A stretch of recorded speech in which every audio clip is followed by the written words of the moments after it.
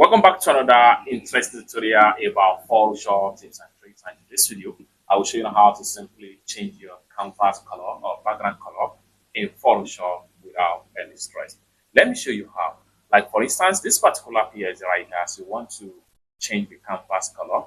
So I'm going to go ahead and start all over. So I'm going to come to the top right here, right click on the top right here. I will go ahead and click on new document.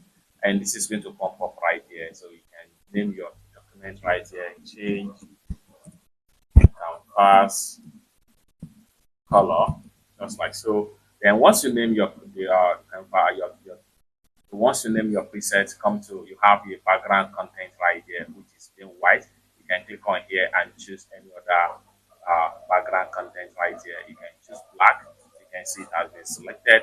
You can choose background color, and then this is going to give you what you have in the background color of your canvas right here. You can switch from background color to transparent. This is going to give you a plain transparent background. You can also come to custom to allow you to choose different color as the case may be. Like for instance, I can decide to make it blue. Okay, and this is applicable to 2025 Photoshop. Next thing I'm going to do is to go ahead and click on create right here, and in a few seconds, it's given us this exactly background color right here. Now, in some cases, you may decide want to change this particular background color right here without creating a new document. How do you do that?